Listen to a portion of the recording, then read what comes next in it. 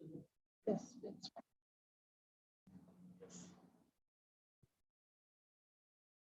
Very good evening to all of you. A warm welcome to the participants. Respected Vice Chancellor. Good evening, sir. Deans of the faculties, heads of the branches, teaching and non-teaching friends from B.R. Ambedkar Open University, my own colleagues, Professor Y.S. Kiranmai,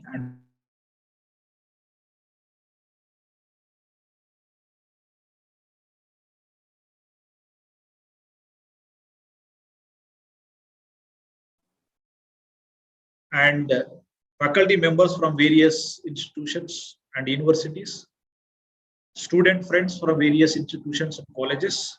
A warm welcome to this one-day national webinar on contemporary issues, webinar series on contemporary issues organized by Dr. B.R. Ambedkar Open University, Faculty of Commerce. Friends, today's program is on a national webinar on career opportunities for commerce and management graduates, for which we have invited eminent speakers, and who is known speaker to all of you, that is Professor B. Rajashekar from Central University of Hyderabad. And another speaker would be Dr. D. Ravindranath Salman from Department of Commerce, BRAOU. And welcome friends. Very good evening to all of you. And today's program, we all of us know career opportunities and management, commerce and management graduates. And I hope all the participants, particularly commerce and management graduates, will utilize this opportunity and get benefit out of this program. So in the process, I would like to request Professor Y.S. Kiranmai to introduce the speakers, that is Professor B. Rajashekar and Dr. D. Ravindranath Salman. Professor Y.S. Kiranmai. Thank you very much, first of all. Good evening to all the participants. With the support of the university authorities, with the support extended by the resource persons, and with the support of all the participants, we successfully completed 7 webinars in the series of, but actually we planned 9 webinar series with 9 different topics of contemporary issues. And 7 we already completed, and today is the 8th one. This is on career opportunities for commerce and management graduates. The last one in the series is scheduled on 21st of this month, that is again on next Monday. That is on women entrepreneurship and role of startups. With this, we are almost come to an end in this series, and after taking a little gap, I hope we will start the series once again. And it's my pleasure to introduce eminent resource person of today's national webinar, Professor Rajashekar, and another resource person is our own colleague in the faculty, Dr. Ravindranath. First, it's my pleasure to introduce Professor Rajashekar. Professor Rajashekar, already told by Professor Pawar, he is a faculty member in the School of Management Studies of University of Hyderabad at present. Sir is Dean of the School of Management Studies. Professor Rajashekar obtained his Bachelor of Technology degree in Civil Engineering. He has 3 master's degrees. One is in Business Administration, another in Psychology, and another in Education. He was awarded 2 doctorate degrees in Business Management and Psychology. And added to the above, he acquired 2 postgraduate diplomas, one in Personal Management and Industrial Relations, and another one is Computer Science. Professor Sekar also underwent a faculty development program at the Indian Institute of Management, Ahmedabad. Professor Rajashekar currently is Dean School of Management Studies, and he is also Director and Member Secretary of Internal Quality Assurance Cell of the University of Hyderabad. And he has a commendable record in the field of higher education as an academic and academic administrator. He is associated with the School of Management Studies since its inception, that is June 1999, and he is also coordinating in-house training programs of the university. Professor Sekar has been coordinating postgraduate diploma in business management through Center for Distance and Virtual Learning for past 12 years. He was associated with the Telangana State Public Service Commission as one of the members of the Committee for Formulation of Scheme and Syllabus. Besides his academic activities, he served various administrative positions in the university, including Registrar, Dean Student Affairs, and Chief Warden. Professor Sekhar authored, edited, and co-edited books in the area of consumer protection, supply chain management, and quality management. He has published 75 research papers in reputed national, international, and conference proceedings. And he successfully guided 12 business scholars, and 8 more scholars are still working under his guidance. Professor Sekhar is a visiting faculty to various training institutions, including UGC, Human Resource Development Centers, Marie Janaredi Institute, National Institute of Rural Development, and Panchayati Raj, etc. He regularly delivers lectures in the areas of career planning and personality development at varied graduate and postgraduate colleges and universities. He is a specialist in the area of service quality and has been doing extensive research in various issues of service quality. His other areas of interest include quantitative techniques, operations management, industrial and organizational psychology, and research methodology. Beyond all these things, he has been running. Actually, why we have chosen Professor Rajsekhar as a resource person for today's webinar is he has been running a career counseling weekly column in a leading Telugu daily newspaper that is Eenadu, titled Sandehalu Samadhanalu. Thank you very much, Professor Rajsekhar Garu, for accepting our invitation. And another resource person is Dr. Rabindranath Salman. He is our own colleague in the Faculty of Commerce. Dr. Salman is with the university since more than a decade, and he is at present working as Head Department of Commerce. Dr. Rabindranath also worked as Editor Control of Examinations, and at present, Rabindranath is also serving the university as Director in charge for Skill Development and Career Planning Center of the university. So both the resource persons are really very suitable for today's topic. And now with this brief introduction, now I request Pawar to conduct further proceedings. Thank you, madam, for nice presentation about the resource persons and introducing them to the audience, that is participants. I once again welcome Professor Rajsekhar and being with us today. And now I request Dr. Rabindranath Salman to start his session presentation. Dr. Rabindranath Salman. And this program would be running for about 2 hours, and for about 40 minutes will be taken by Dr. Rabindranath Salman, and almost 1.5 hours will be taken by Professor B. Rajsekhar.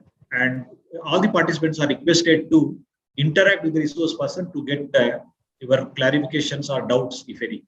Now I request Dr. Rabindranath Salman to start his presentation. Dr. Rabindranath Salman.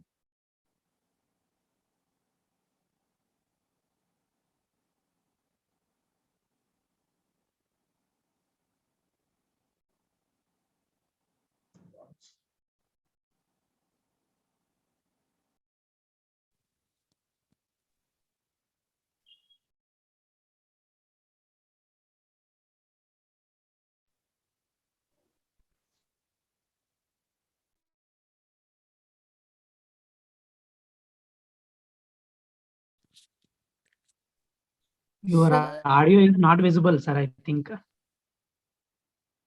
Okay. Yeah, I'm sorry. Yeah, thank you, sir. Thank you. Yes. Thank you, Professor Pawar, for the introduction, and Professor Kiranmay for the introduction. I am Rabindranath Salman, and I welcome you all to this webinar on the topic Career Opportunities for Commerce and Management Graduates. This webinar will throw light on the various career options available to the commerce and management graduates, the job opportunities available to you, and how to chalk out your future course of action. Before you actually go about choosing your career or your job or the future course of action, you have to carry out what is called as a SWOT analysis. You have to analyze your strengths and your weaknesses. You have to know where you stand in terms of your competencies. And then you have to prepare your aspirations and the goals that you set for yourself. Now allow me to share my screen.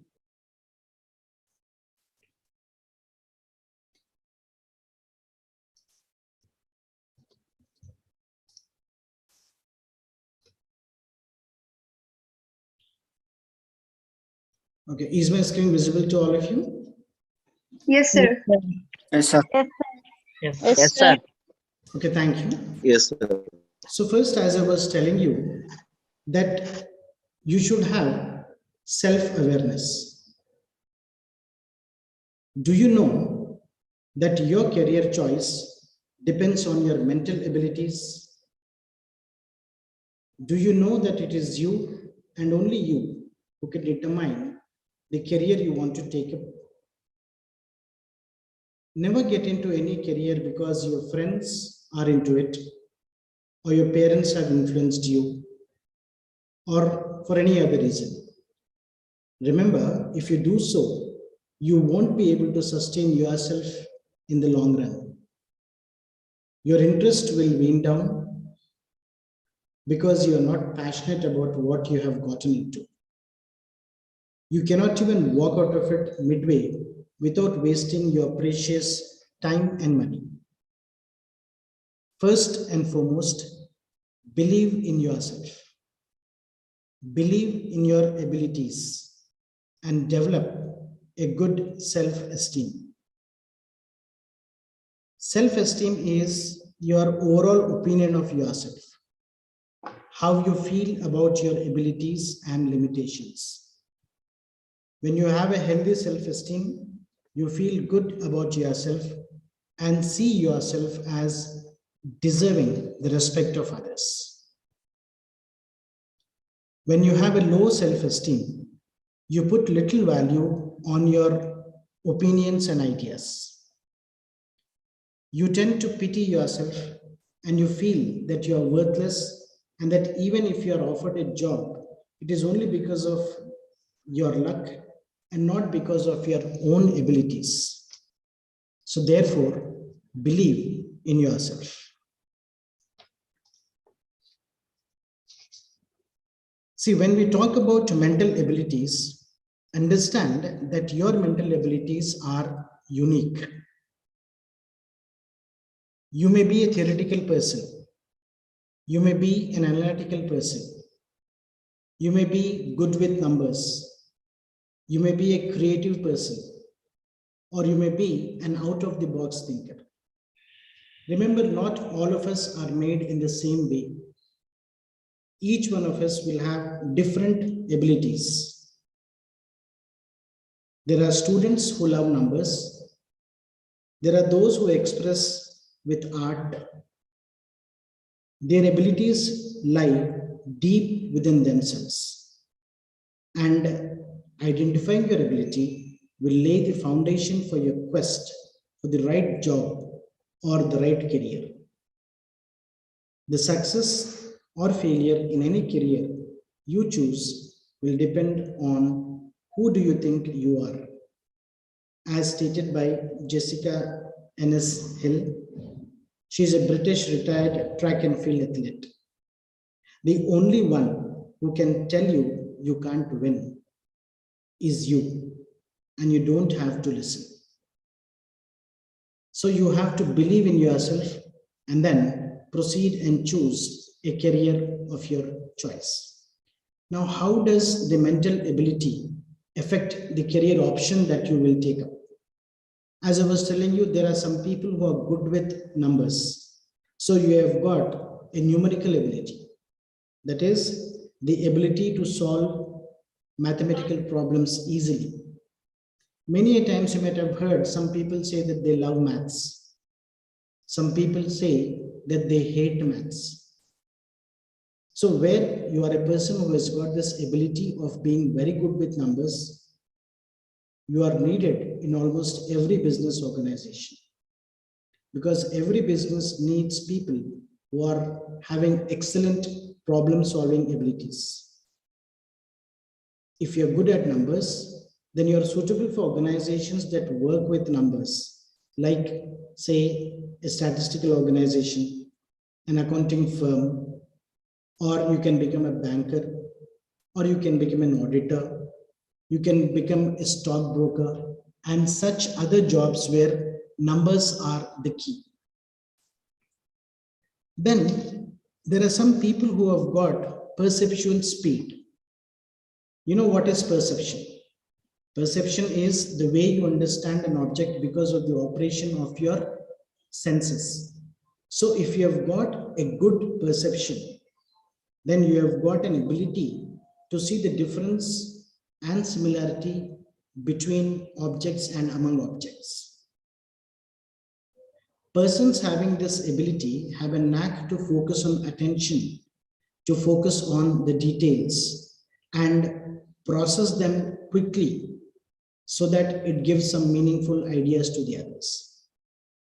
Now, there are some jobs which require workers to quickly identify errors or mistakes, such as jobs in a clerical position or jobs in an assembly, job of an editor. Okay, things like that, where you'll have to quickly identify the differences between and among things. Such positions generally require less mental complexity, but requires high ability to process information quickly and accurately.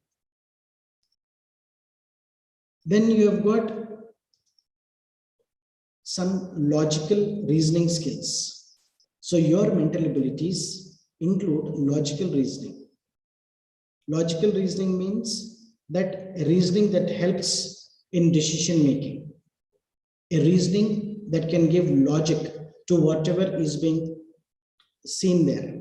So you can logically arrange things easily. You can logically present ideas. What you talk will sound logical to the people to whom you're talking to. So where you have got these abilities, then there are certain vital jobs, jobs that require people with strong left brains. You know, such kind of people, they easily and quickly qualify for jobs that require intense logical thinking. So if you are blessed with a logical mind, then there are jobs like market research analyst, a journalist, a computer programmer. Okay, these kinds of jobs, they require you to have logical reasoning. They require you to have some kind of an impression about a situation. So, and that impression has to be a logical impression. So for such things, you require logical reasoning, and there are certain jobs waiting for you. Then you have got mental ability, which is called associative memory. The ability to memorize and recall things. So if you have this ability of recalling things or events or facts or figures, then you are suitable for jobs that require workers to memorize words, numbers, pictures, and procedures. For these kinds of jobs, you will be more suitable. Then mental abilities and spatial visualization. Spatial visualization means the ability to visualize things. There are many jobs that require good visual skills. The ability to think in pictures, form a scenario within the mind of a given situation. These types of intelligences naturally translate well into certain career fields. For example, careers in graphic designing, animation, multimedia, advertising, photography, or say fashion designing, or interior designing, architecture. For all these kinds of jobs, if you have got this ability, then you would be more suitable for these kinds of jobs. Okay, so you have seen what is the effect of the abilities that you have, and what is the job that you can choose, what is the career that you can choose. Generally, if you are a commerce graduate, then when you have chosen the commerce stream, the first career that comes to your mind is, or for that matter, anybody's mind is, chartered accountant. Okay, so when you tell your relatives or friends or anybody that you have selected the commerce stream, their next question will be, oh, you will become a CA then. people equate commerce with CA and think that it is a natural course that will be taken by commerce students. Well, CA is the perfect course for a commerce graduate, and think that CA is a natural choice which everybody else thinks. So the first career choice that we will discuss is chartered accountancy, chartered accountant. Chartered accountancy, or commonly known as CA, is a professional course that equips you with technical knowledge to manage finance. The CA has the reputation of being one of the highest degrees of integrity and professionalism in India. A chartered accountant is considered to be an expert in the field of business and finance. So how to join a CA course and make it your career option? So now we will see how to join a CA course and make it your career option. There are 3 stages in this. Either you can pursue your chartered accountancy course immediately after your intermediate, or you can do this after your graduation. Now, if you do this after your intermediate, then there is one Pravalika who is requesting for remote access. I don't know why. So I am going to remove this Pravalika from this list of participants. Just give me 1 minute.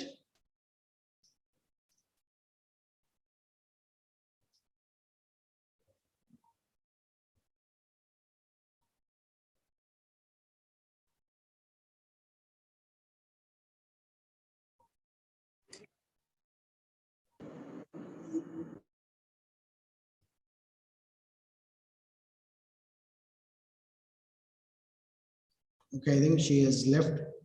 Now, this particular program or this particular webinar is only for the benefit of students who are serious in their careers. If you have got people who draw lines on the screens, people who demand remote access and things like that, then they are not welcome into this webinar at all. So we were talking about the chartered accountancy course, and we said that for becoming a chartered accountant, there are 2 ways of entering into the chartered accountancy course. One is through the CPT, that is the Common Proficiency Test. This is for those people who have completed their intermediate but have not completed their graduation as yet. While if you are already a graduate, then you can enroll for the CA Ipcc course directly. Okay, so if you're a graduate and you want to enroll into the CA Ipcc course, then the CPT is not required for you. Okay, the Common Proficiency Test, as it is called, the CPT, is a qualifying exam that students who will take after passing their +2. Okay, so students can take their exam after successfully passing this. They are eligible to go to the next level. After CPT, you have the CA Ipcc. Okay, Ipcc is Integrated Professional Competency Course. Students who have completed their BCom can pursue CA after graduation. They can do this course along with their PG also. In case you want to enroll into your PG program, actually doing PG parallelly with CA is beneficial for students, as you will be studying almost the same courses in both CA and PG. Especially if it is MCom course. So because they are reading the same course again, they can score good marks in their PG. The only precondition is that in your undergraduation, you should have scored at least more than 55% in your UG course, that is in your BCom course. If you look at the courses in the CA Ipcc, which are there on your screen, you see that you read accounting, business laws, advanced accounting, auditing, okay, and all such other courses which also are there in your MCom, okay, at the PG level. So that's why I was saying that if you pursue PG simultaneously with your CA, you will have a regular PG degree in addition to CA degree as the subjects overlap. And with a little more effort, you will be immensely benefited. After you clear your first group of CA Ipcc, you are eligible to begin your articleship under a CA firm. Okay, now here understand one important thing is that you have to do the information technology training and orientation program for aspiring to become a CA. Now this program introduces you to the essential skills and knowledge of the accounting industry.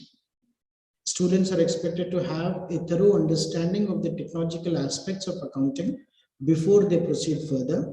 That's the reason why they are required to compulsorily do this ITT and orientation program, that is information technology training and orientation program. This is a prerequisite for you to be able to qualify for the overall CA course. Then there is some important thing called as articleship. Articleship is a critical part of the procedure to become a chartered accountant, because that equips the student with exposure to the accounting industry practically. Now they have to work under a chartered accountant, a qualified chartered accountant. They have to register for articleship before, and they have to do this for a period of 3 years actually. And then you have to take this articleship very seriously, because this will go a long way in helping you in your career. And you may get a stipend during articleship if you're doing it in big firms. You know, firms like Ernst & Young, PwC, that is PricewaterhouseCoopers, KPMG, Deloitte. There are some big firms where you can do your articleship, and these firms actually they pay you when you are doing the articleship from them. And then after you do your articleship, then you're eligible for the CA final.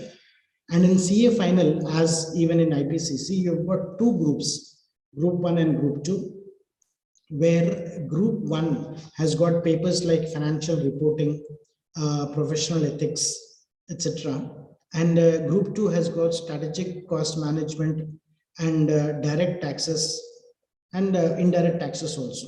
So once you are through with the CA final and you clear your articleship, and then you clear all the papers in group 1 and 2, the only thing is that you have to get 40 marks in each of the paper, and aggregate marks should be more than 50% for you to qualify in the chartered accountancy course.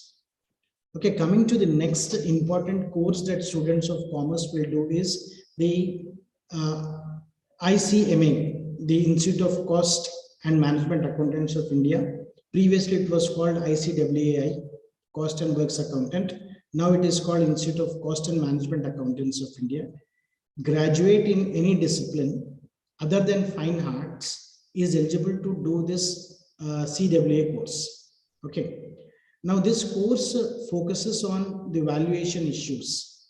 It focuses on the system analysis, the working capital policies, the external financial reporting and things like that. Now duration of this program is not fixed. It is flexible. Exams are conducted throughout the year. Depending upon the level of focus and the determination, you can complete this CWA in between 3 to 5 years. Okay, and the CMA has got stages same as like the chartered accountancy course, where you have got foundation, intermediate, final. So there are 3 levels. The level 1, as for CA also, this can be done after your class 12. So class 12 pass outs are eligible to sit for this foundation exam.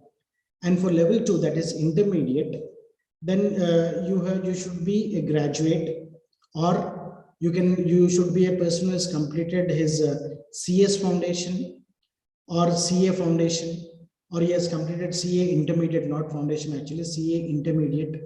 If you are a candidate who has completed CA intermediate, you are eligible to write the CMA intermediate exam also.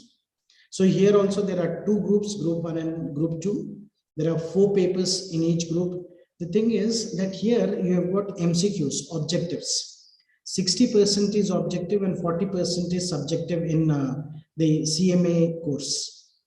And after the 3 levels, after you complete the 3 levels, then you have to register yourselves with the CMA board.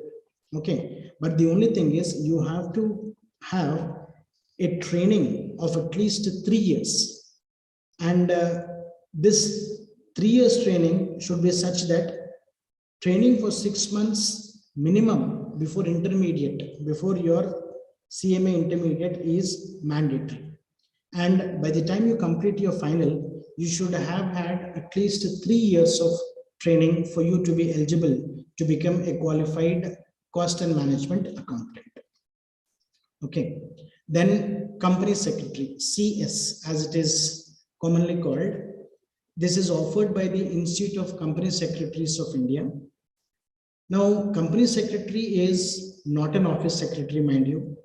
He is not a personal secretary, but he is a secretary of the company. He represents the company to all the external stakeholders. Now, the Companies Act 2013 has stated that the company secretary is the key managerial person.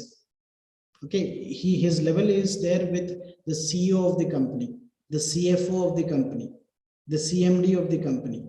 At that level, the company secretary will operate, and this kind of privilege is given to him by the Companies Act 2013. Now, as in the case of CA and CWA, you also have stages in CS. Now, CS stages, first stage is called Executive Entrance Test. Second stage is CS Executive, and the third one is CS Professional. Now, CS Executive will have 2 modules, and the CS Professional also will have 2 modules. Okay, CS Professional will have focus completely on constitutional labor laws, international labor organization, laws of welfare and working conditions, and social security legislations and things like that. So people who have got the who are not very comfortable, say in commerce, say in numbers, who do not have that much of numerical ability, they can opt for this CS course. So I have discussed more about CA, CS, and CWA, and now I hand over the proceedings to Professor B. Rajshekhar, and I thank all the participants for patiently listening to me. Professor Rajshekhar, please.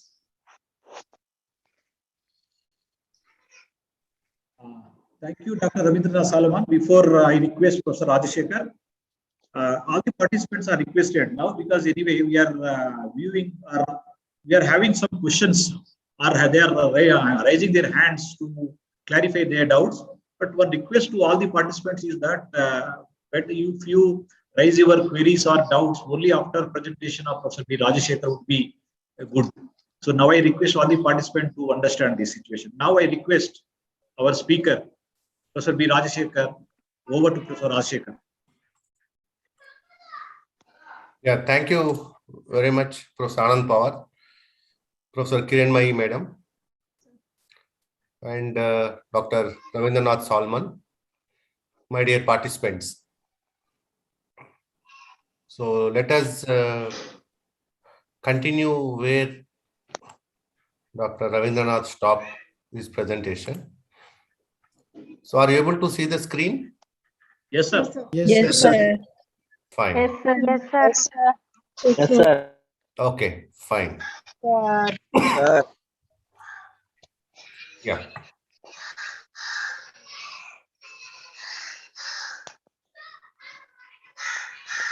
Yeah, so let us start as Ravindranath started his session with career planning. So this is how a kind of a career planning lecture, career guidance lecture, where we would like to know what next. So you might be pursuing your BCom, you may be pursuing your BBA, or you are pursuing your MBA, or you are pursuing your MCom. Then you would like to know where to go, what to do. So when we speak about goal setting and career planning, so it is important to come up with your career planning, as it gives you the much needed direction and makes it clear where you see yourself in future. So this is how we would like to look in. So we would like to come out with a kind of a career plan, which is much needed direction and makes it clear there where you see yourself in the future. So where do you want to see yourself? So you may be pursuing your BCom down the line 5 years, 10 years, where you wanted to be. How do you make your career? And there are multiple options available, and which option we should choose, where to go, what to choose. And if I choose this, what would be the consequences? If I choose that option, what would be the consequences? So that is where one should make their career decision very carefully. And it makes you aware of your strengths and weaknesses and the skills and knowledge that you are required to achieve your goals in your future. So there are several people will have several goals, but sometimes we are not able to reach them. What could be the reason? Because we are not having enough strengths, or we may be having more weaknesses, and we are lacking skills. So that is where we need to see where I want to go and what would be the knowledge and skill required for that kind of a job, and what are my skill sets, what are my strengths, what are my weaknesses, what are my knowledge gaps, and whether I can fit into that or not, or if I wanted to go there, what do I need to do? This is what is very, very important. So the career management process begins with setting goals and objectives. A relatively specific goal and objective must be formulated. So we need to be very clear where you want to go. This is like a journey. You would like to go to different kind of a places. So if you go to a bus stand, you find several buses.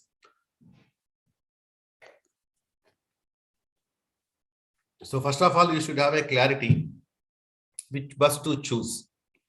So which bus to choose depends on which place to go, which place to go. So first of all, you need to decide which place to go. Then you need to look at what kind of bus you would like to get in.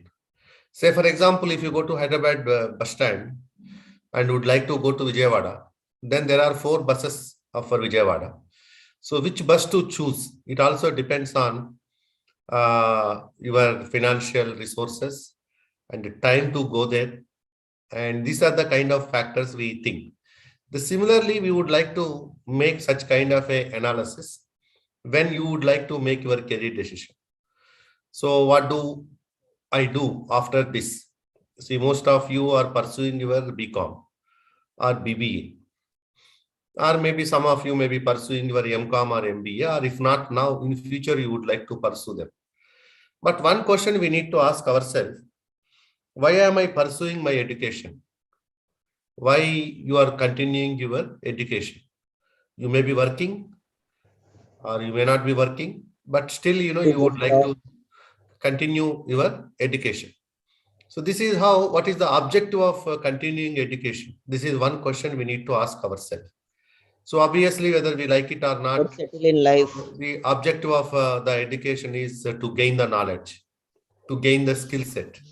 So why do we require knowledge and skill set? This is the next important question.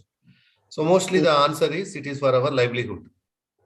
For our livelihood, we need to get an employment.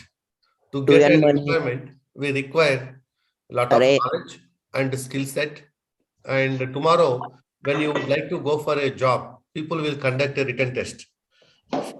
written test, then you should be able to clear that test, and there will be an interview. So you should be able to clear that interview. So in the interview and written test, they are going to look at your knowledge and your skills, your personality, your strengths, your weaknesses, whatever. That is what we call as a SWOT analysis: strengths, weaknesses, opportunities, and Opportunity challenges. threats. Now I think we are calling it as a challenge instead of a threat. SWOC, strengths, weaknesses, opportunities, and challenges. So whether they try to look at your suitability to that job, because the job requires a kind of a knowledge, and the job requires a kind of a skill set, but whether you possess them or not, that you would like to look into that, for which you would do your education, whether it is degree, whether it is PG, whether it is training programs, professional training programs, certificate programs, diploma programs, master's programs, doctorate program, whatever we do, we try to do to improve our capacity. So this is mostly a capacity building approach. So we would like to improve our capacity. So once we improve your capacity, then you try to look for suitability for your job. So for which, you try to have a specific goal or target. And this task may be quite difficult when the individual lacks knowledge of career opportunities. So mostly the problem today is we are not sure what are all career opportunities we have for the kind of a qualification what we have. See, for example, you are a graduate. You are a graduate in commerce. So let us confine our discussion to commerce and management graduates or postgraduates, doesn't matter. So you should know what are all jobs available for a commerce graduate. So this is task may be quite difficult when the individual lacks knowledge of career opportunities and or is not fully aware of their talents and abilities. So there are two important things. Number one is how many job opportunities are available. Number two, each job opportunity requires what kind of a knowledge, knowledge level and skill set. And each individual try to look at what kind of a knowledge they have, what kind of a skill set they have. Then they try to see whether I am suitable for that particular job or not. Whether I am suitable for that job. Sir, can't hear your voice, sir. Is it so? Yes, sir. Only you or everybody else? No, sir, we are able to hear you, sir. Yeah, then there is a problem with your system. Yeah. So now, when we have this kind of a situation, this is what, what exactly we will do after completion of your graduation. Say, for example, you are pursuing your graduation. So what is that, you would like to do after your graduation? So one is looking for the job. Second one is going for further education. So after BCom or BBA, or look for the job or look for the further education. So when you would like to look for further education, let me concentrate here on further education. Then I'll get back to you for various jobs. Yes, sir, further education. After BCom, what is the further education is possible? So the first thing is what comes to our mind is MCom. After BCom, we would be doing our MCom. So MCom stands for Master of Commerce. The B as BCom stands for Bachelor of Commerce. So this MCom is available in universities, state universities like Usmania University, Kakatiya University, Andhra University, Nagarjuna University, Krishnadevara University. Sir, after BCom, we continue with Usmania University, sir? Wherever you want, you can continue. There is no rule that you should be continuing everything at one place. After BCom, you can go for MCom. That MCom, again, there are two options. One is a distance mode. Second one is regular mode. Distance mode and regular mode. The regular mode is, go to Usmania University campus, Kakatiya University campus. They have a PG set exam, PG common entrance test. There is one common exam conducted for entire state. You can appear for that exam based on the score, whatever you get, you can join MCom in the counseling process. Where if you are from Telangana, you can see from Usmania, Kakatiya, Mahatma Gandhi, Shatavahana, Palamuru. Such universities you can think of.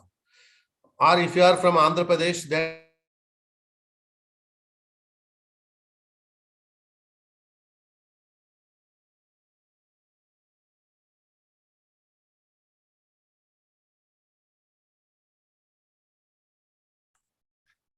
Dravida University, Nagarjuna University, Krishnadevara University, Krishna University, Nannaya University. Like that, there are several universities in Andhra Pradesh. So you can write a common entrance exam there for MCOM in those Andhra Pradesh state, whoever are there. Or even from this place also, you can write exam for Andhra Pradesh universities. Andhra Pradesh people also can write examination in Telangana universities. The only thing is, there is the issue of local, non-local reservation. 85% of the seats are meant for local people, 15% of the seats for open. It includes local and non-local. So that means if you wanted to get seat in a non-local quota, you need to be in the top 15 ranks. I can say if there are 100 seats, you should be in the top 15. Then only you should be able to get it. So first of all, you have to take a decision. After graduation, what do I do? Can I go for post-graduation? Yes. Then where? Whether it's a regular mode or distance mode. Or even I can do by MCOM from Open University, like same B.R. Ambedkar Open University, I can continue my MCOM, where you are doing your BCom. You can do your MCOM from Open University. Not only B.R. Ambedkar Open University, you can do from Indira Gandhi National Open University, IGNO. Or even you can do the open universities of other states, Karnataka Open University, Tamil Nadu, or maybe Madhya Pradesh, Bhoj University. Like that, there are several open universities. And there are some deemed to be universities. They are also offering private universities, deemed to be universities. They are also offering distance education programs. So like Geetam University, if they have a distance education program. Like that, there are some private universities which are having kind of a distance education. You can also do. So that means there are 2-3 options for you to do your MCOM. Number 1, in regular universities, state universities. Number 2, in central universities. So the examples what I have given, they are all state universities like Usmania, Andhra, Sri Venkateshwara, Kakatiya. Then otherwise, central universities like Pondicherry Central University, Karnataka Central University, Central University of Kerala, Central University of Odisha, Central University of Rajasthan. Like that, there are about 40 plus central universities. So there is a Central University in Hyderabad, University of Hyderabad, but we don't offer MCOM program. But otherwise, you can do your MCOM in regular mode. If you would like to do, you can do in central universities, you can do in state universities, you can do in private colleges. See, for Usman University, there are some affiliated colleges. So these are all regular programs, full-time programs, where Pragati College, Badruka College, AB College. So these kind of colleges also offer MCOM program. So one is central universities, second one is state universities, third one is affiliated colleges. If not this, you can go for the distance education of various universities. For example, go to Usman University, Professor G. Ramareddy Center for Distance Education, Kakti University, School of Distance Learning and Continuing Education, SDLCE. Go to SV University, Directorate of Distance Education, DDE. Like that, each state university is offering their own distance wing. If not that, there are open universities like B.R. Ambedkar Open University, Indira Gandhi National Open University. You can join for this. So the advantage of open university system and distance education system is there is no entrance. Straight away, you can apply and get the seat. Whereas if you would like to do in a central university or state university or affiliated colleges, you are supposed to appear for entrance examination. So this is all about MCOM. So once you join MCOM, again there are specializations in MCOM. MCOM specialization. The specializations start from in second year. First year would be common. Second year, there is a specialization in accountancy, financial management, marketing management, human resource management, or MCOM computers. Like that, you have various kinds of specializations in MCOM. Those specializations you can choose after joining that program. After 1 year, you realize what would be the specializations you would like to choose. It all depends on your interest and your career objectives. So this is all about MCOM. If not MCOM, what next? That is the next option is MBA. After BCom, you can do MBA. To do MBA, again, we have central universities like University of Hyderabad, we are offering MBA programs. Our state universities like Usmania, Sri Venkateshwara, Andhra, Nagarjuna, they are of Kakatiya, they are offering MBA programs. And affiliated colleges like CBIT, Vasavi, AV College, Pragati College, Badruka College, these are all kind of affiliated colleges. They are offering MBA programs. And there are some standalone institutions. These are also offering full-time program like Vijnana Jyoti Institute of Management, Shiva Shivani Institute of Management, Vishwa Vishwani Institute of Management. These are some standalone institutions like IPE, Institute of Public Enterprises. They offer MBA program. That is also full-time program. And for this MBA program, we have specializations in MBA. That is marketing, finance, human resources management, and operations management, management information systems, banking and financial services, insurance management, business analytics, healthcare management. Like that, there could be tourism management, travel management, hotel management. These are all specializations. So then one can think of a specialization in MBA. That is for a full-time MBA. You can do in central universities, you can do in state universities, you can do in affiliated colleges. You can also do the premier institutions like IIMs, Indian Institute of Management. The way IIT is more popular for BTech qualification. In the similar way for MBA, we have Indian Institute of Management, IIM. In IIM, there are several IIMs like IIM Ahmedabad, IIM Bangalore, IIM Kolkata, IIM Lucknow, IIM Indore, IIM Shillong, and IIM Kozhikode, IIM Visakhapatnam. I like that, there are several IIMs. And also there are some premier B schools like Symbiosis Business School, Narsi Monji Business School, MDI Gurgaon, Nirma Institute, Nirma, SP Jain, KJ Somaya. Like that, International Management Institute, IMI. Like that, there are very reputed Indian Institute of Foreign Trade. These are all full-time MBA programs for which you are supposed to appear for Common Admission Test, CAT, CAT, Common Admission Test. So that Common Admission Test, that comprises of the mental ability or maybe numerical ability, quantitative aptitude, the logical reasoning, data interpretation, data analysis, and verbal ability. So these are the various kinds of topics we have. We have to clear the exam. For that matter, even MBA, if you would like to do in central universities, the CAT examination, or there is a Central University Common Entrance Test, CU set. For all central universities from this year onwards, there will be a Common Entrance Test, CU set. Or there is a MAT, Management Aptitude Test, MAT, CAT, CAT. Then there is XLRI. There is a Xavier Labor Relations Institute. They conduct XAT, XCAT, or XAT, MAT, Management Aptitude Test. AACT conducts an exam called CMAT, CMAT, Common Management Aptitude Test. That CMAT. CMAT is examination conducted by AICTE. So there are several exams like Symbiosis. They take the students through SNAP. Then Narsi Monji will take students to NMAT. XLRI takes students through XAT. Like that, there are several exams.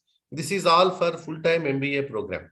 Full-time MBA program. Either you can write CAT, MAT, XAT, NMAT, SNAP, and so CMAT, or you can also appear for Central University Common Entrance Test.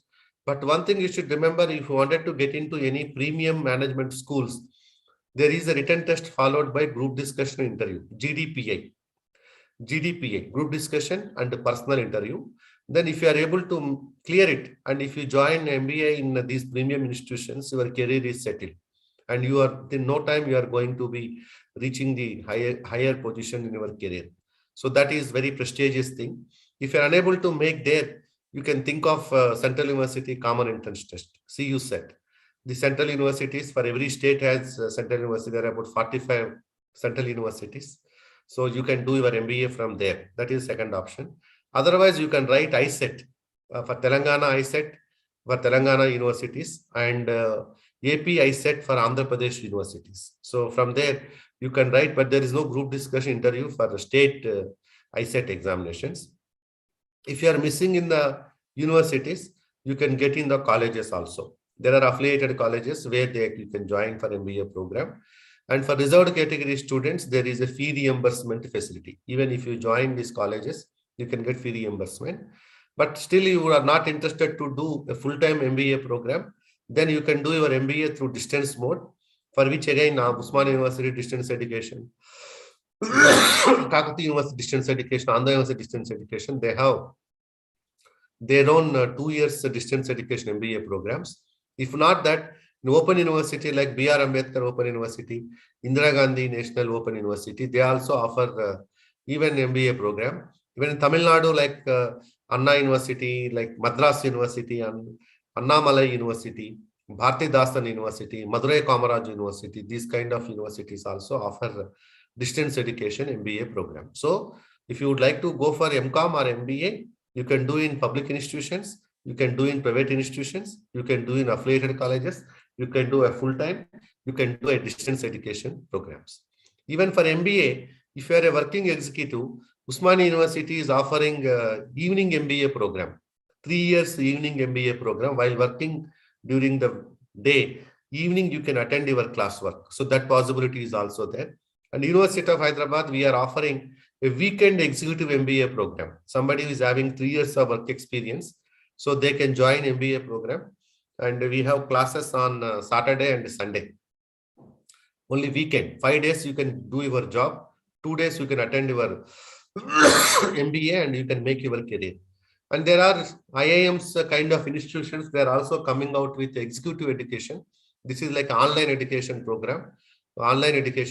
Even you can think of doing such online education MBA program. So I can always say that, with MBA, your career prospects are better when compared to MCOM. Unless if you are interested in MCOM, it is fine. But if you do MBA, your career opportunities would be better. So in management also, not only general management, and we have very specialized managements. So for example, healthcare and hospital management at University of Hyderabad, we are offering that program, healthcare and hospital management, where the students who complete this program can join corporate hospitals as managers, private hospitals as managers. And also, there is an MBA program offered by Apollo Institute, that is also MBA Healthcare and Hospital Management, and that is under Usmania University. And there used to be a program with Apollo and B.R. Ambedkar. I am not sure whether it is there or not, but there used to be a distance education, a regular MBA program in Apollo in collaboration with B.R. Ambedkar. And there is Administrative Staff College of India, ASCI Hyderabad. They are also offering MBA Healthcare Hospital Management program. That is, these are all full-time programs. If you are interested, you can think of. And very recently, University of Hyderabad, we have started MBA in Business Analytics. That is something to do with data sciences and business analytics. So that is also very, very promising, because today, if you look at our engineering education, people are speaking about artificial intelligence and data science, machine learning. So with this kind of inputs, we have MBA in Business Analytics program. And also there are some institutions offering MBA in banking and insurance, banking and financial services. And there are some specialized institutions offering MBA in rural development. In Hyderabad, there is an institution called NIRD, National Institute for Rural Development. They are offering MBA in rural development, that they are calling as a PG diploma in rural development management. That is a 2 years full-time program. So there are sectoral MBAs like banking sector, retailing, insurance, financial services, rural development. Like that, there are several MBAs. Such specialized MBAs also you can do. Or somebody is interested in tourism, you can go for MBA in tourism and travel management, or you can do MBA in hotel management. So there are several specializations you have. You can go for MBA. So one option is MCOM, second option is MBA. Or somebody wanted to get into job immediately by doing some training program, you can do B.Ed after BCom. You can do B.Ed, Bachelor of Education, write EdSet and do your B.Ed and look for a job in a private school or government school. That is a B.Ed program you can do. And somebody is interested in physical education, you can go for BPED. After graduation. After graduation, you can go for such BPED. Or even nowadays, if you are interested in languages, I think in degree, you must have studied 2 languages. So either of these languages, either it is Telugu or Hindi or English, you can do your master's. MA Telugu, MA Hindi, or MA English. So these subjects you can do either full-time or distance education or private colleges. In universities, you can do MA English, or in affiliated colleges, you can do MA English, or you can do in central university, you can do in a state university, or even you can do through distance education, or you can do from open universities. So wherever you want, you can do this MA in any of the languages, whichever you have studied in your UG. So you can go for MA. And also there are some universities like University of Hyderabad. Even if you are from BCom, you can do MA Sociology, MA Political Science, MA Economics, MA History, MA Anthropology, MA Education. So this is also possible.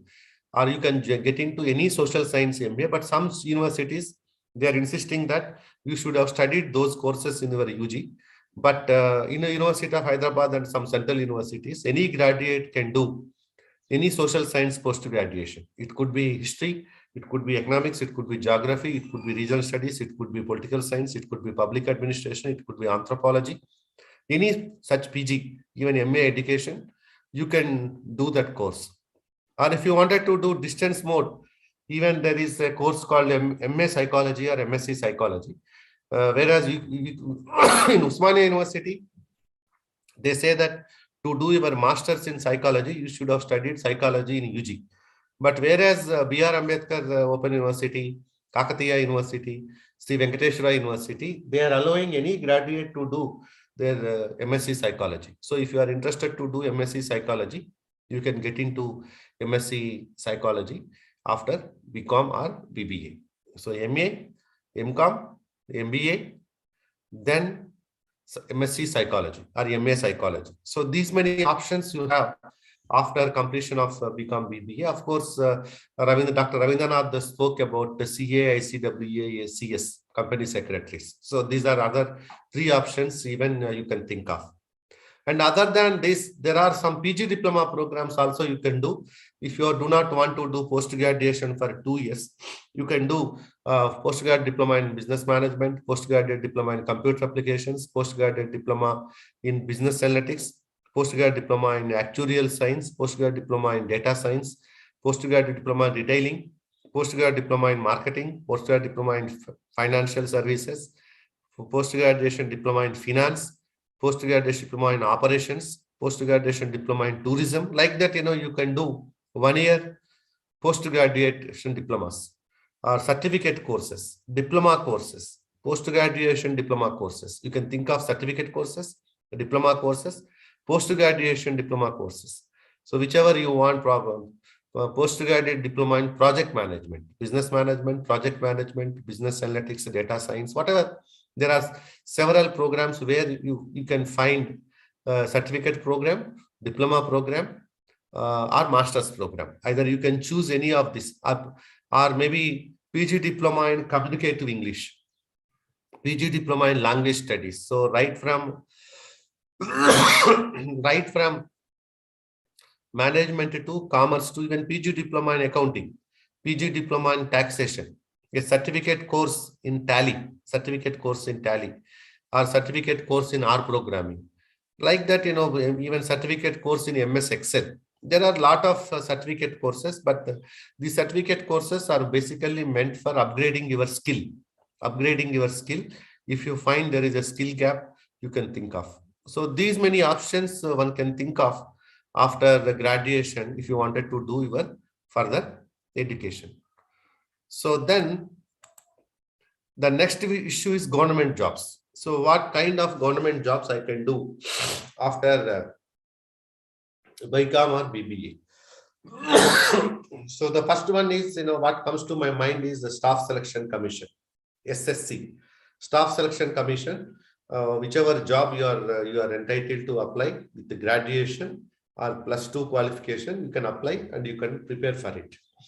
So that is for Staff Selection Commission, SSC, or even Railway Recruitment Board, or IBPS, the banking exams.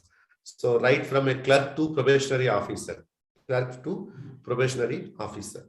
Or even if you would like to do a job in government, like state government, in public service commission, right from group 1, group 2, group 3, group 4, any kind of jobs, you are eligible. You are eligible with a degree. Even if you wanted to write UPSC civil services, you are eligible to write that examination. And there is remember, there is no difference between open university degree, distance degree, and regular university degree. The only thing is from the university where you are getting your degree, that should be recognized university. Only that you need to ensure. Otherwise, don't be under any impression that distance education degrees are not counted for government jobs.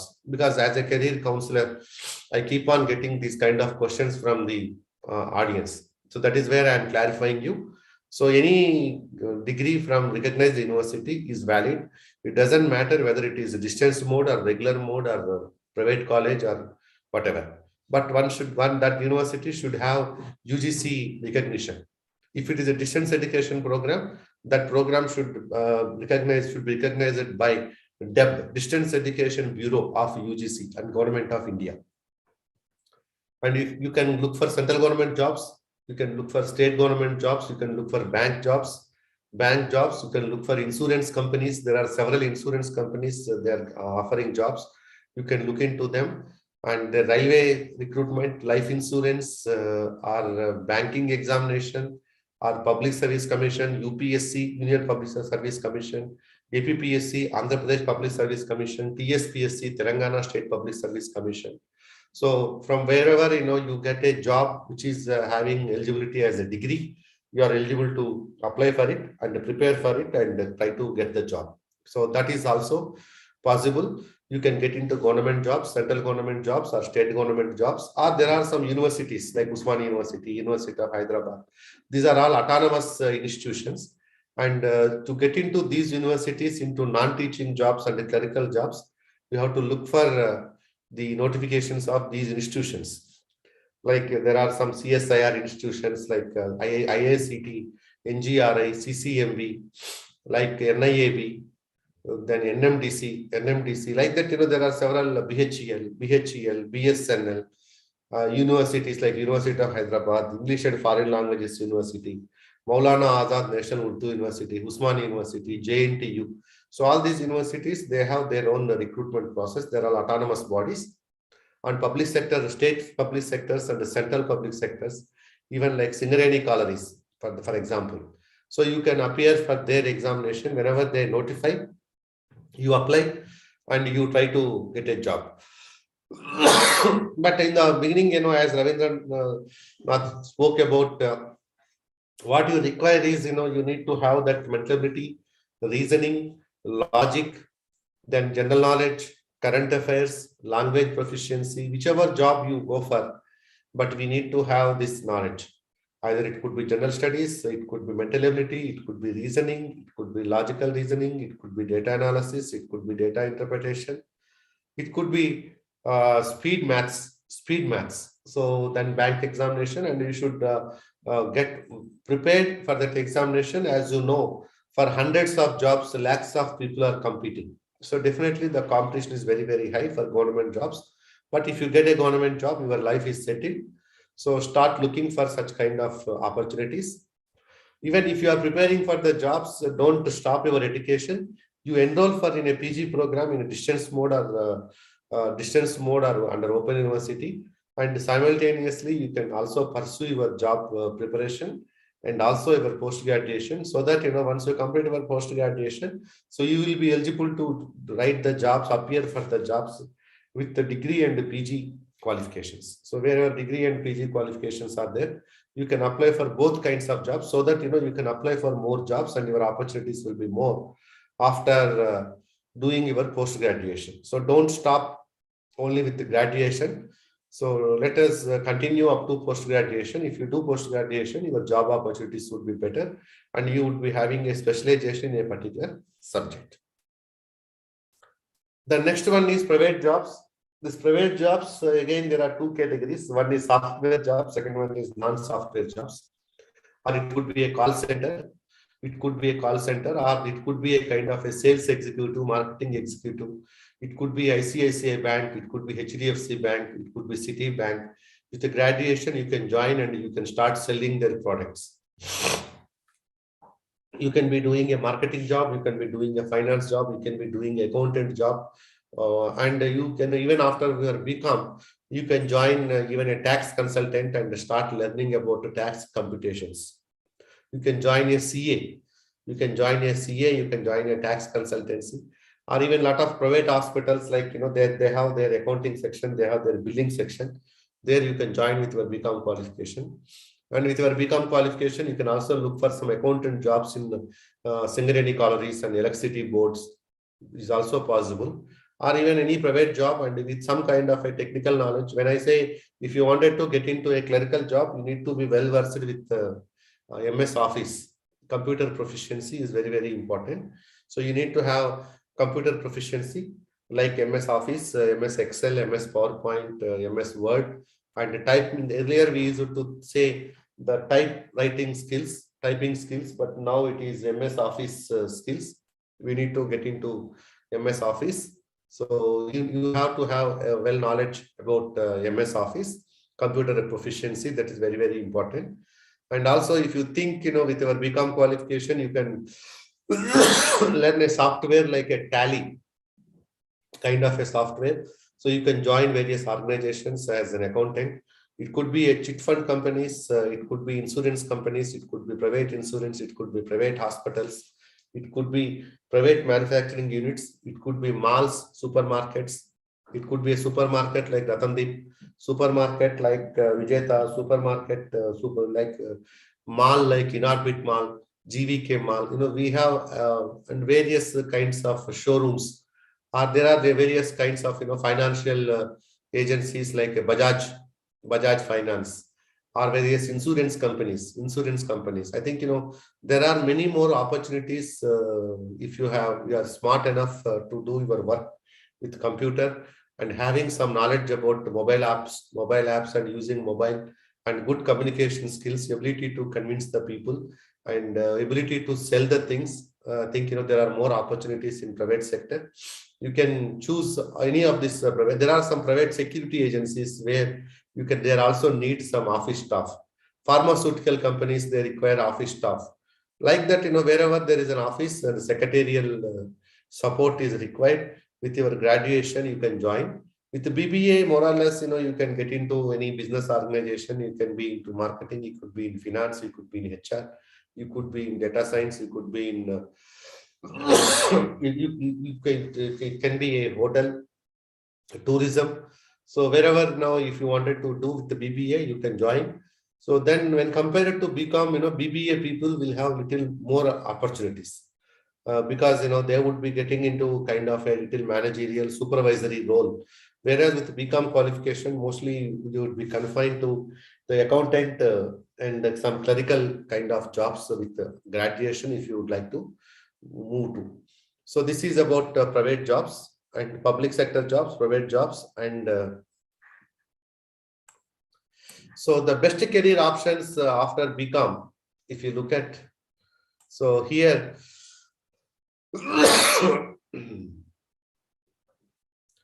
so this Deakin Business School is given. This is actually, this I have borrowed from Upgrad.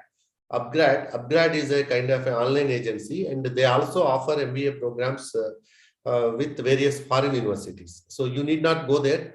You may go there for 15 days, 20 days in a year. But even that kind of, that's where, this it is actually given from Upgrad. Then Chartered Accountancy, Company Secretary, Master of Commerce, MCOM, Chartered Financial Analyst, Business Accounting and Taxation, Certified Management Accountant, US Certified Public Accounting, Financial Risk Manager, Association of Chartered Certified Accountants, ACA, ACCA, ACA, Certified Financial Planner, Certificate in Investment Banking, Bachelor of Education, and now digital marketing is one area which is coming up in a big way. So you can think of even that digital marketing also as one of the careers and one of the options. Okay, so the career in commerce, banking, company secretaries, investments, cost and work accountants, insurance, cost management accounting, capital markets, actuaries, actuarial science, the actuarial science, that is actuaries, accounting and taxation, certified financial planner. There are several such opportunities like capital markets, stock markets, stockbroking companies, private insurance, public insurance, or multinational companies for that matter. Multinational companies, when multinational companies also looking for some kind of secretarial assistants and marketing jobs and finance jobs and so on and so forth. So there are so many opportunities we have. Then after discussion at length, though I have discussed MBA and BBA together, but after BBA, again, we have two options. I can go for public sector, I can go for private sector, I can go for further education. But remember, with the BBA, there are not many government jobs. But if you consider that BBA like BCom or BA or any other degree, you are eligible for everything. Wherever, whichever job is required, undergraduate graduation qualification, with BBA you can apply. Or with BBA, you can join the industry. After BBA, instead of straight away going for MBA, you can have 2 years of work experience. Even not only for the BBAs, even BCom also I suggest. After BCom, you work for 2-3 years, at least 2 years. So always doing MBA with work experience is better. This is very, very fundamental rule. And number two, doing MBA in a regular mode is very, very important. MBA is a professional course. Doing MBA through distance mode will not add any value. This is the second important thing. Third important thing is doing MBA from a reputed institution. That is very, very important. The reputed institution is more important, just like that, because institution from where you are doing your MBA, that is going to make a lot of difference. So these are the three important things you should remember. Number one, MBA with work experience. MBA with work experience. Number two, full-time MBA. The third one is doing MBA from premier institutions, premier B schools. So then obviously you will have better and better opportunities. Even you can think of doing your masters from abroad, not only from India. You can go abroad, do your masters from abroad. So even other courses, whatever I have mentioned, even psychology, education, economics, such kind of courses also, if you are financially, you are okay, you are able to manage your resources, going abroad and having a foreign degree is always very, very useful. And do that degree and work there. Don't come to India, because if you come to India with that qualification, I'm not sure you may get the same kind of a salary what you are supposed to get in abroad. So that is where, if you would like to go and do your master's program at abroad, go and study there and work there for some time and make some money. So that is what is very important, because otherwise, if you go abroad and have that qualification and come back to India, I don't think, those degrees are much valued. So this is one basic challenge we have. So you can think of doing your master's abroad, masters in central universities and state universities and private universities, private colleges, and deemed to be universities. Then you can also think of standalone institutions. So there are several options we have with the MBA. Then MBA, there are several kinds of MBA. As I told you, there is executive MBA for working people. There is online MBA. There is a distance MBA. There is a central university MBA. There is a state university MBA. There is a part-time MBA. There is a full-time MBA. There is MBA in collaboration with a foreign university, twinning program, 1 year here and 1 year there. For example, if you do MBA from Christ University, they have some tie-up with foreign universities. 1 year you would be studying in India. 1 year you would be studying in a foreign university, from a foreign university. So in the sense, you have such kind of an options. It is hybrid mode and totally full-time, totally part-time and hybrid mode. And there are online MBA programs also available, because now Government of India has opened up this online education. And there are some institutions which are authorized to run this online master's programs, including MBA program. You can choose that kind of an option. And you can also do executive MBA programs, and there are general MBA programs and the sector specific MBA programs. For example, in Hyderabad, we have Indian School of Business, ISB. So they offer 1 year PG program, 1 year master's program. But the tuition fees is about 42 lakhs, 42 lakhs. And one has to have 2 years of work experience. But interestingly, that 42 lakhs, you will get the loan. You will get the loan from the bank. 100% loan you will get, and 100% placement you will get. Even we have such kind of a finest master's programs with 1 year PG program. And we have even IIMs, they charge about 22, 25 lakhs, 25, 24, 26 lakhs. And various private B schools like Narsi Monji, Symbiosis, Xavier's, they also charge about 22, 25 lakhs. So, but all these MBA programs, you can get the bank loan and you can do that. But doing MBA, as I told you, from a premier institution will change your career path. Even nowadays, IIT is also offering MBA program, but you can also think of doing your MBA from IIMs, Indian Institute of Management. Even NIT is also offering MBA programs like National Institute of Technology, Warangal. They are offering MBA program. NIT Tiruchirappalli, they are offering MBA program. NIT Bhopal. So NITs are offering, and IIITs, International Institute of Information Technologies. IIITs, they are also offering MBA programs. So IIIT is also offering MBA programs. Central universities, state universities, private universities, deemed to be universities, of course, the open universities, distance education, everybody is offering MBA. So you can choose whichever MBA you are interested in. You can get into that. But remember, for this MBAs, most of the MBAs, there is an entrance examination. Even MBA from B.R. Ambedkar Open University, if you would like to do, you need to have qualified ISET exam. That ISET examination, that is integrated common entrance test conducted by Telangana government and Andhra Pradesh government. So there, that is the admission criteria for MBA, even if you would like to do distance.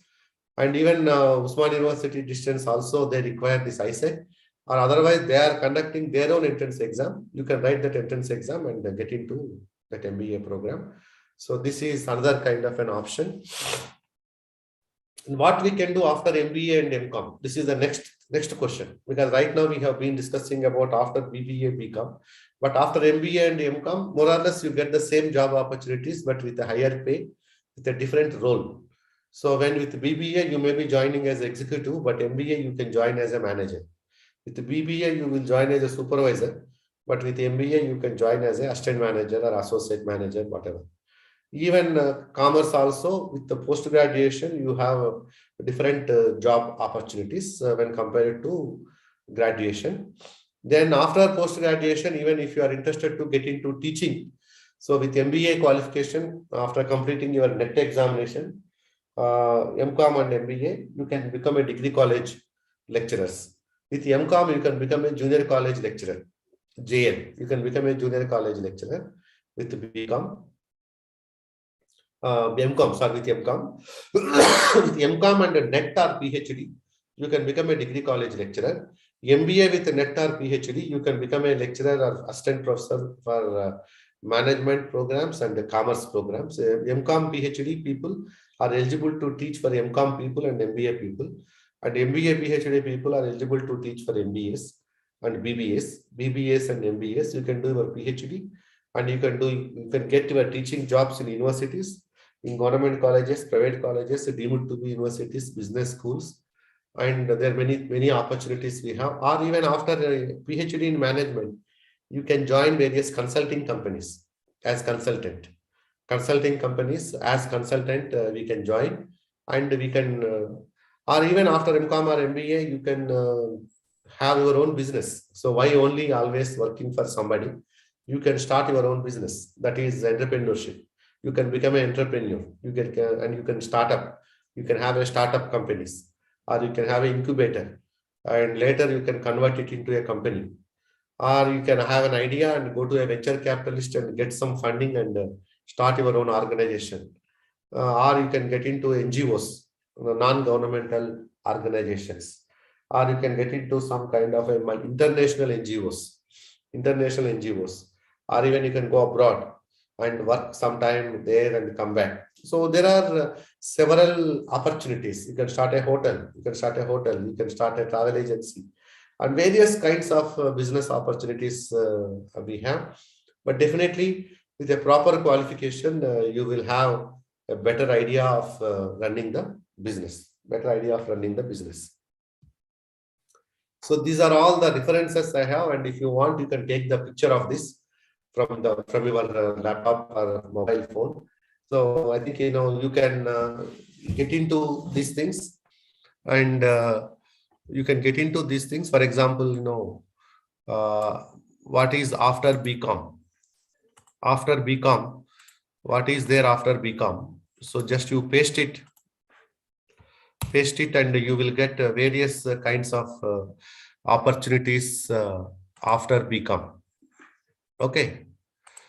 After BCom, what are all opportunities you have after BCom?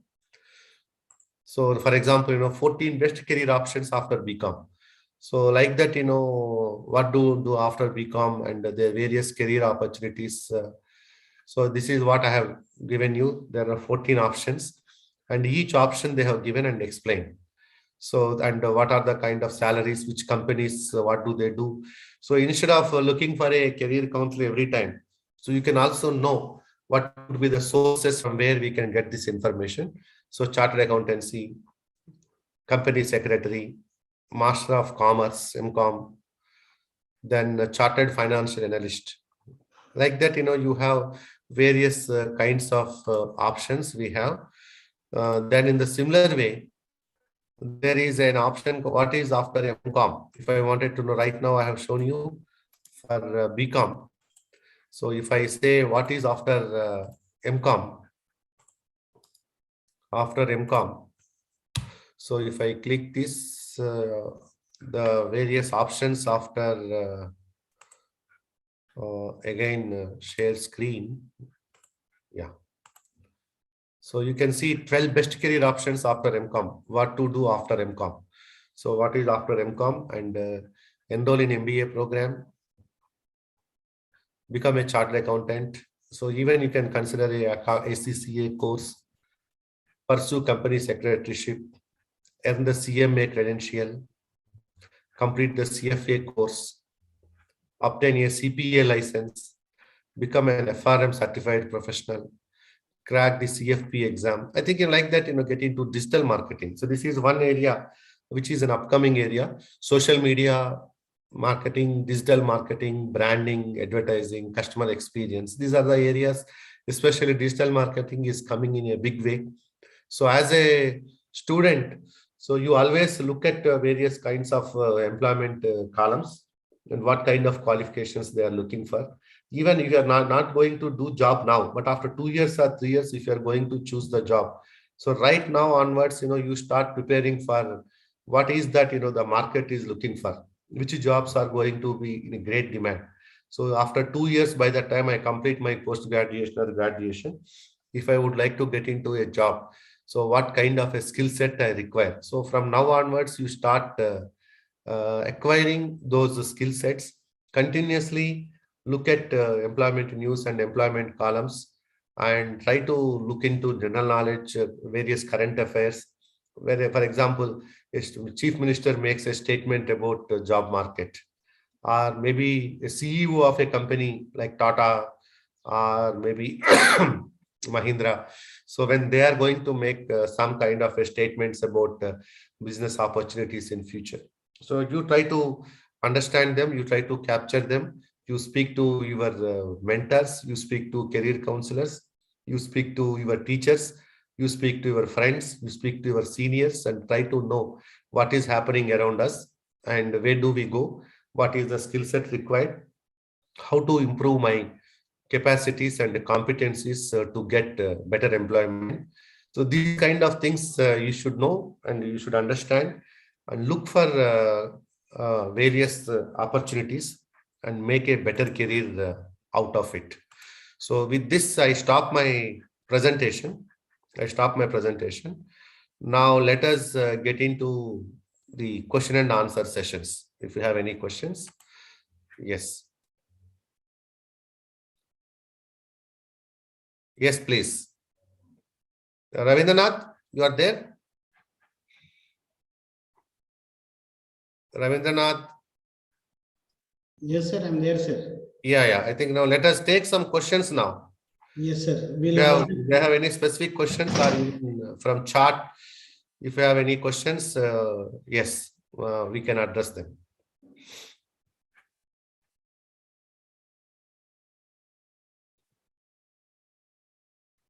was one participant who was asking tips about how to appear for net and SLET, sir. Give me Yeah, the- net and set examination. Now it is only one examination we have. It's a 3 hours kind of an examination, and the paper 1 and the paper 2. Paper 1 deals with the teaching aptitude, research aptitude, environment, then ICT, information communication, technology, computer technology, and higher education, governance, mental ability, reasoning, data analysis, data interpretation. This is for 100 marks. That is 50 questions, 50 into 200 marks. Then again, there are about 100 questions, 100 into 200 marks. That is in your subject. That is also MCQ. Without any negative marking, we have to write those 3 hours examination. And when compared to net examination, the state level eligibility test SLET is relatively at a lesser difficulty level. You can also appear for SLET, but the disadvantage of SLET is with SLET, you can become faculty in the state where you have qualified for your SLET exam. And net exam is for entire country. If you qualify net exam conducted by UGC net examination, you are eligible to be a faculty across the country, right from Nagaland to Nagaland to Mizoram to even Karnataka and Kerala, wherever you want to apply, you can apply and you are eligible. But if you qualify SLET examination, for example, if you clear Telangana set examination, that is earlier they used to call state level eligibility test. Now they are calling it as a state eligibility test, a set. You are eligible to do jobs only in Telangana state only. So degree colleges and universities of Telangana only you are eligible, but you are not eligible for Andhra Pradesh or Karnataka or Kerala. If you qualify net exam, you are eligible to become a lecturer. That is that job, that net itself is called lecturership. So, and there is JRF. The toppers of this net examination, some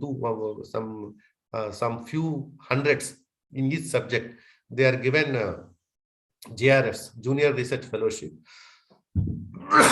with the 30,000 rupees plus HRA for the first 2 years.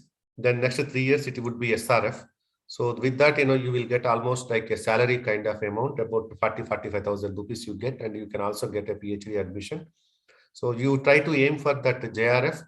And even for doing for PhD also, you choose a reputed institution, because always getting a degree from reputed institution is always very, very important. Whether it is a PG program or PhD program, the institution reputation is very, very important. So try to join such reputed institutions. And if you have this JRF, you can even get into IIMs for your PhD program. So IIMs with JRF straight away with interview, they will give the seat. And if you do your PhD from IIM, and most likely you will become a faculty member in IIM, Indian Institute of Management, or you can go to IITs and do your PhD with JRF. So look for JRF first. If not JRF, look for net exam. If not net exam, set exam. It doesn't matter whether you are from distance education or regular education. You can clear all these exams, provided you have that willpower and commitment and conceptual clarity. Thank you.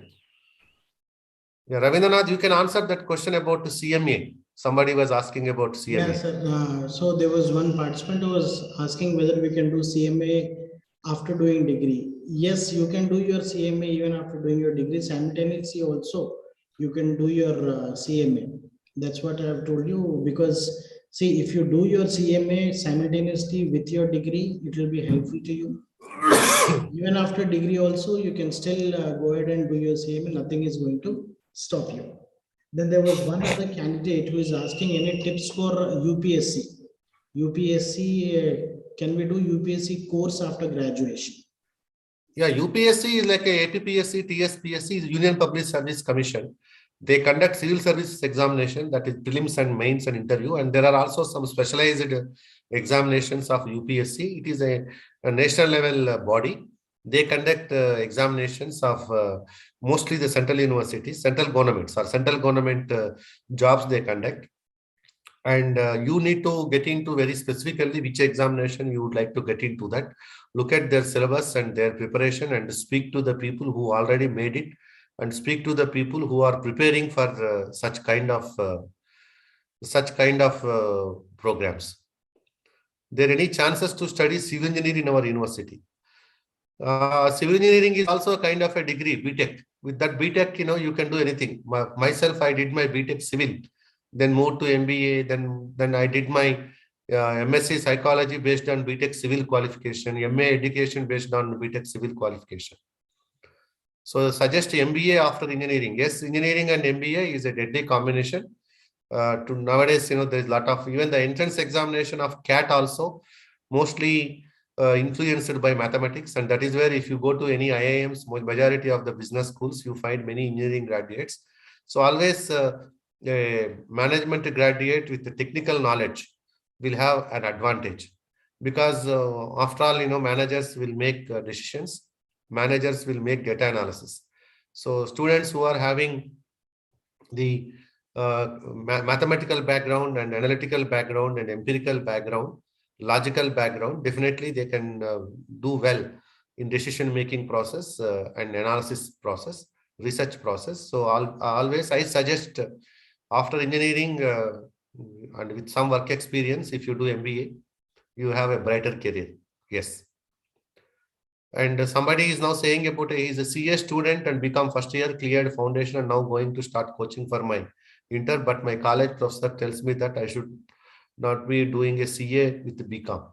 Do you also think like that, Ravindranath? Yeah, see, I don't think that nothing will stop you from doing your BCom along with your CA now, because you have qualified in your CA foundation, as you say. You should be directly attempting the CA Ipcc, and simultaneously also, as I was telling you, that you can do your BCom. Nothing will stop you from doing it. I don't know why your college professor is suggesting that you shouldn't do it, but then CA is a professional degree while BCom is your regular degree. If you have your BCom along with CA, I think it will be a better option. Yeah, somebody was saying I don't have enough money, but the banks are giving you the education loans.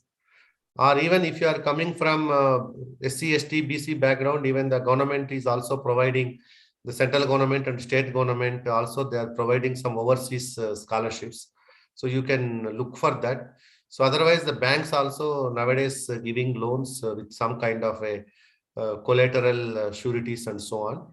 You can think of that. Yes. And somebody was asking about SBI bank post exams after BCom eligible. Yes, you are eligible actually for the banking exams. Anybody, any graduate is eligible. They can appear for the examinations conducted by the bank, and any graduate is eligible. And if you're a BCom graduate, you will have an added advantage actually. So after graduation, can we join cabin crew? Yes, you can join.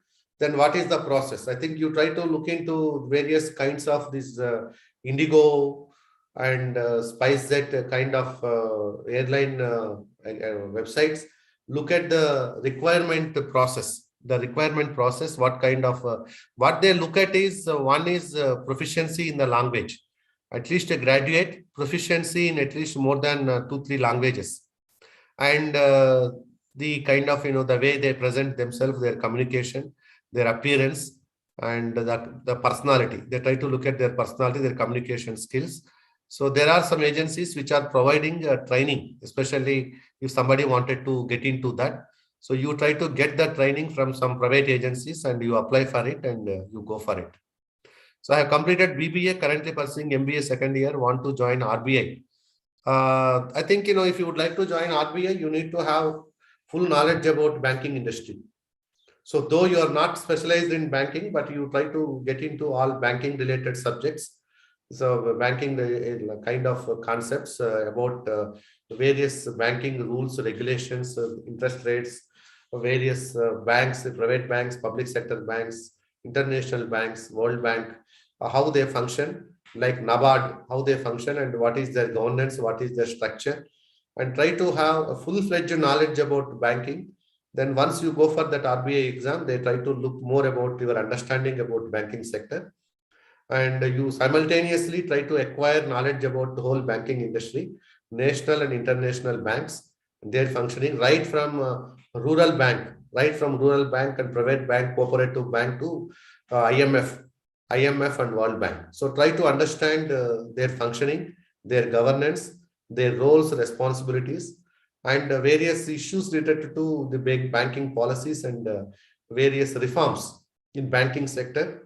Various kinds of reforms, you try to have like a full-fledged knowledge about it, and you should be having good communication skills. And even it is RBI, they try to look at for your mental ability, reasoning, data analysis, data interpretation, and empirical knowledge. And they try to look at your critical thinking skills, communication skills, and your personality. And you try to be good at that, and definitely you can get into Reserve Bank. I have 4 years gap for my education after 10th grade. Does it affect my career professionally? Some software companies, when you wanted to go for the job, they are asking for this kind of explanation for this gap. But whereas for government jobs and other kinds of things, that gap is not going to be a matter. Especially in some kind of organizations, specifically, they mention that there should not be any gap in education.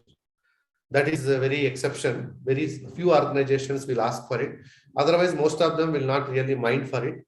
But now, especially after the introduction of the national education policy, you can take gaps in your education, but there should be a justification for taking that gap. Most of the time, after 10th class means either it could be because of your health reasons or because of family reasons. But definitely after graduation or after +2, if you take the gaps, that gap should have a meaningful kind of a reason, and you should also maybe working for somewhere, so that work experience also is going to be beneficial. I don't think this 4 years gap is going to be going to make major impact on your career, provided you are able to justify the reasons for that particular gap, and you are able to do better than your competitors when you appear for the test. Okay. Will they look at the color complexion and the height problem in a cabin crew? Technically, officially, they may not say yes, but yes, definitely there is some kind of a parameter, but height is definitely they will prescribe. Height is definitely they will prescribe, and the color complexion or good appearance, that always goes without saying. But nobody will officially admit that, they try to take the people based on that criteria. But definitely that matters up to some extent. But sometimes, the color complexion may not be great, but, you are able to impress your communication, your smile, your presence of mind, and the kind of approach, hospitality, how you are going to handle. Sometimes, if that you are able to make it better, you can do that. And you can do LLB course after graduation, any graduation, even BTechs, BA, BCom, BSc, any graduation, you can write law exam, law set, common entrance test, and you can become a lawyer. There is no issue. MBA after BA is suggestible. Yes, why not? Because nowadays, there are a lot of issues like non-governmental organizations management and the public policy. The IIMs also, the premier institutions also, they are fed up with only the BTech graduates. So they wanted to have diversity. So they are also looking for students with a BA background, law background, BCom background, literature background, biology background into their MBA program. So definitely MBA can go with any kind of a degree. There's no issue about at all. But what we require is that leadership skills, that communication skills, the team building skills, the creativity, critical thinking skills, communication skills, and ability to excel, a self-driven kind of a self-drive, and ability to work with people. So these are the kind of qualifications we require. And somebody is saying that the software company is rejecting sometimes through distance learning. See, that is there. As I told you, the government organizations will not see the difference, but some private organizations, yes. Even sometimes when you go for teaching programs also, they prefer somebody who have done a regular graduation and post-graduation. But even your performance, your written test score and your interview performance is on par with them, they don't mind taking you. But definitely there are some private companies, especially multinational companies, they may look down some of the distance education degrees because they think the regular degrees, people learning will be better, more when compared to distance education, but that doesn't matter. There are very exceptionally few companies doing that. Let us not get into them because now already we have done a distance education degree program. Now you cannot go back and undo. So yes, in the beginning also I told you that, professional courses like management, communication, these kind of courses we should be doing only full time. That is always an advantageous position. But whereas some private software companies may be doing that, that is their problem. Let us not worry about it. And Ravindranath, somebody is asking about I would like to add here, sir. I would like to add here. Yes. From wherever you're doing your graduation, whether it is a regular university or an open university, your performance in the interview will get you the job. Okay. Graduation is just like a key to the interview room. Once you get into the interview room, whether you get the job or don't get the job completely depends upon your performance. If somebody is thinking that because you are from an open university, you are the second level citizen, it is up to you to prove that you are on par with the regular university students by your performance. You have to make them shut their mouths when they say that because you are from an open university, you're not eligible. Your performance should speak more rather than your the college from where you have done your degree. That's how I look at it. Yeah, see that differentiation, not only distance education, even somebody goes with a public school versus government school, that perceptual differences are anyway exist in the society. Yes. Urban versus rural. Yes. Central university versus state university. A distinction student from first class student. See, these differences do exist in the society. So this is another kind of a stratification. That's it. Yeah. So let us not, because this kind of in our country, our society is highly complex society. Even sometimes there are some gender differences, gender biases. There are some gender biases also there. So let us not really worry about it. Yeah. Yeah. Then good evening, a student with maths background in Inter and joined BTech willing to go career as forest range officer. How to guide? Yeah, it is possible to go for forest range officers in the recent recruitment of TSPSC. I know a lot of BTechs have gone for the forest range officers. They have become FROs. So with BTech background, they have become FROs. So there is no issue. They can become forest range officers with the BTech background.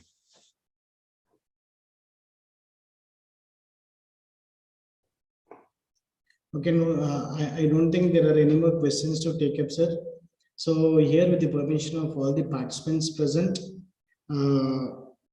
I thank Professor B. Rajshekhar for taking time out and then spending so much of time with us and with all our participants and giving us a very insightful understanding of the various career options available after BCom.